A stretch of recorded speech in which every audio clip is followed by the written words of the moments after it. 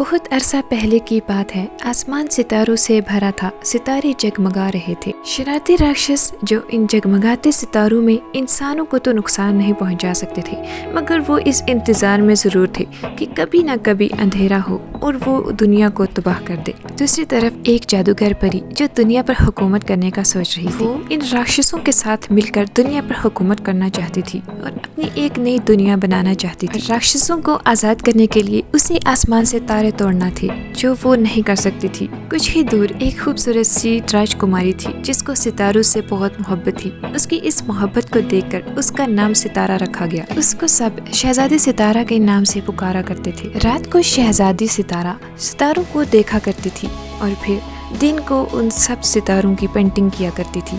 وہ اپنی اس خواہش میں اس قدر آگے بڑھ چکی تھی کہ وہ ان ستاروں تک پہنچنا چاہتی تھی۔ ادھر جادوگر پری کو معلوم پڑ گیا کہ ایک ستارہ شہزادی ہے جس کو ستاروں سے انتہائی محبت ہے۔ وہ جادوگر پری کیسے اس قیمتی موقع کو ہاتھ سے جانے دیتی؟ اس نے شہزادی ستارہ کی ماں کو جادو کے ذریعے بیمار کر دیا۔ وہ بستر پر لگ گئی۔ شہزادی ستارے کی ماں بہت زیادہ تکلیف میں تھی۔ شہزادی ستارہ اس تکلیف کو دیکھ کر بہت پریشان ہو گئی۔ ایک دن شہزادی ستارہ باغ میں ٹہل رہی تھی، اچانک وہاں جادوگر پری پہنچی۔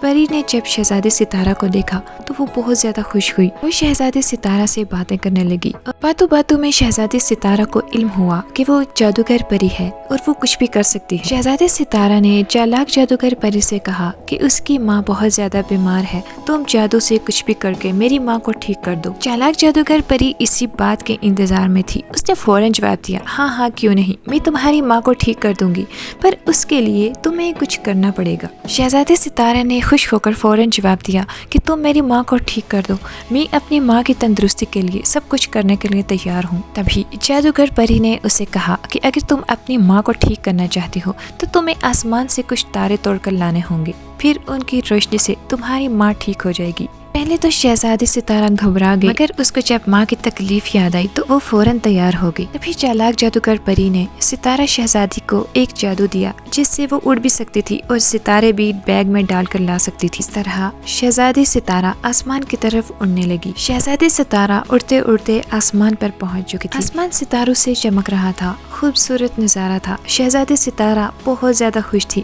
اس کی ایک خواہش تھی کہ وہ ستاروں تک پہنچے اور آج اس کی خواہش پوری ہونے جا رہی۔ اپنے خواب کی تعبیر پا کر شہزادی ستارہ بہت زیادہ پرجوش تھی۔ اس نے ایک ایک کر کے ستارے توڑنا شروع کر دی۔ آخری ستارہ توڑنے کے لیے اسے چاند کے سرزمین پر پاؤں رکھنا تھا۔ شہزادی ستارہ اڑتے ہوئے چاند کی سرزمین تک پہنچی۔ شہزادی ستارہ نے جیسے ہی آخری تارے کو توڑا تو فوراً ہی آسمان پر اندھیرا ہو گیا۔ چاند کو عجیب و غریب آوازوں نے لپیٹ لیا۔ شہزادی ستارہ گھبرا کر زمین کی طرف آ گئی۔ اسے راستے میں عجیب و غریب آوازیں آ رہی تھی۔ آسمان فل اندھیرے میں ڈوب چکا تھا۔ شہزادی ستارہ اپنا ستاروں سے بھرا بیگ لے کر اسی جگہ پر آ گئی جہاں اسے جادوگر پری نے بلایا تھا۔ تبھی وہاں پری کچھ ہی دور کھڑی تھی۔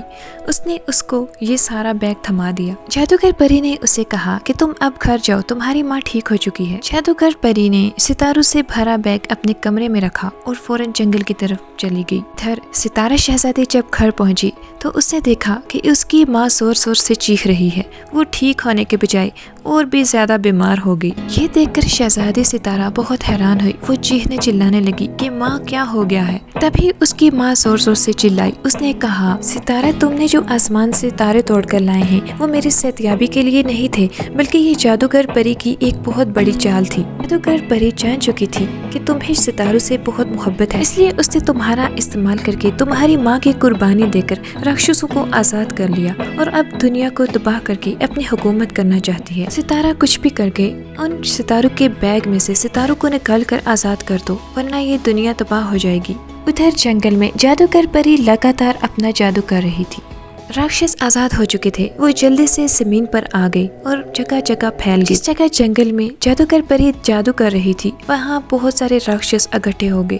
راکشس اس انتظار میں تھے کہ کب جادوگر پری انہیں اجازت دے اور پھر وہ دنیا کو تباہ کرنا شروع کر دیں۔ شہزادی ستارہ تاروں کو آزاد کرنے کے لیے جادوگر پری کی طرف گئی۔ وہ اس جگہ پہنچ گئی جہاں پر جادوگر پری رہتی تھی، مگر وہاں تو جادوگر پری کا نام و نشان بھی نہیں تھا۔ کچھ ہی دور اسے عجیب و غریب آوازیں سنائی دی۔ یہ وہی आवाजें थी जो उसे चांद पर आखिरी सितारा तोड़ते हुए सुनाई दी गई। शहजादी सितारा समझ गई कि जादूगर परी राक्षसों के साथ उस जंगल में जादू कर रही है। वो राक्षसों और जादूगर परी से दूर एक दरख्त पर बैठकर देखने लगी। उसने देखा कि राक्षस एक जगह इकट्ठे हैं और दूसरी तरफ जादूगर परी अपना अमल कर रही है और उसके पास दारू का बैग नहीं है। वो समझ गई कि जादूगर परी ने अपने सितारों का बैग अपने साथ नहीं रखा बल्कि उसी जगह पर है जहां वो पहले गई थी। वो फौरन उसके कमरे में पहुंच गई। इस मौके का फायदा उठाते हुए शहजादी सितारा ने वो सितारों से भरा बैग उठाया और उससे सारे के सारे सितारे आजाद कर दिए। उसने जैसे ही सितारों को आजाद किया, हर तरफ रोशनी ही रोशनी आ गई।